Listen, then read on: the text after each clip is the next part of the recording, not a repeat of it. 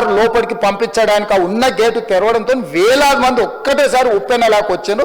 ఆ ఉప్పెనలో చనిపోయిన రేవతి, ఆమె కొడుకు, భార్య, భర్త, కూతురు వాళ్ళు అలాగైపోయి కొడుకు తల్లి ఒక పక్కన పోయి ఆ జనాల నుంచి తప్పించుకొని టికెట్ చేసుకొని ఆ తొక్కిసలాటలు హీరోను థియేటర్ లోపలికి తీసుకుపోవాలనుకున్న టైంకి అతను బండి మీద రోడ్ షో చేసి దిగేటప్పటికి వేలాది మంది హీరోని కలవడానికి చొచ్చుకొచ్చారు ముందుకు.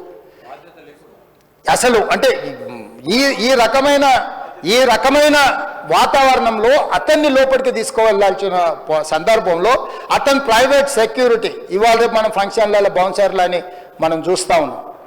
50-60 మంది సరిగ్గా లెక్క తెలియదు, 50-60 అని అంటున్నారు, నెంబర్ 4 ఎక్కువ తక్కువ.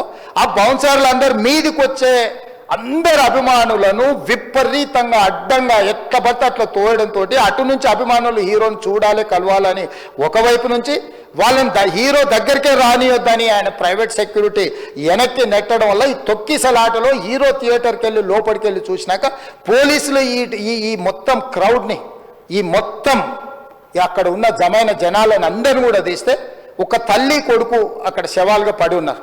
ఆ తల్లి అంత తొక్కిసలాటలు కూడా నేను ఆ వీడియో చూసిన ఆ తల్లి లోపలికి వచ్చినప్పుడు కొడుకు చేయి పట్టుకొని ఎంత జాగ్రత్తగా కొడుకుని తీసుకొని వస్తుందో తల్లి ప్రేమ ఎట్లుంటుందో అక్కడ నాకు చూసి నాకు అర్థమైంది. ఆ శవాలుగా మారిన తల్లి కొడుకు చేయి ఇడవలే అధ్యక్ష, అట్లే చేయి బిగ్గర పట్టుకొని పోలీసు వెళ్ళి చూస్తే ఆ తల్లి, ఆ పిల్లగాడు, ఆ తల్లి ఆ చెయ్యి వదలకుంటే కన్నబిడ్డను పట్టుకుని తల్లి చచ్చిపోయింది అధ్యక్ష. అట్లాంటి సిచ్యువేషన్లో పోలీసులు తల్లిని కొడుకుని హాస్పిటల్కి అక్కడ ఫస్ట్ ఎయిడ్ ట్రీట్మెంట్ చేసిండ్రు.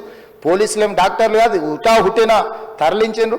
హాస్పిటల్కి వెళ్ళిన తర్వాత తల్లి చచ్చిపోయింది, పిల్లోడు కోమాలు ఉండు. ఆల్మోస్ట్ పోలీసులు పిల్లవాడు కూడా చచ్చిపోయింది అనుకున్నారు, బ్రెయిన్ డెడ్ అయింది, ఆక్సిజన్ అందక ఆ అబ్బాయికి. సో ఆ సిచ్యువేషన్లో వెనక్కి పోలీసులు వచ్చి హీరో గారికి విషయాన్ని తెలియజేసి హీరో గారు వెళ్ళిపోతే హీరో ఎందుకు వెళ్ళిపోవాలనుకుంటారు పోలీసులు అంటే ఇంకా వేలాది మంది అభిమానులు అక్కడనే ఉన్నారు.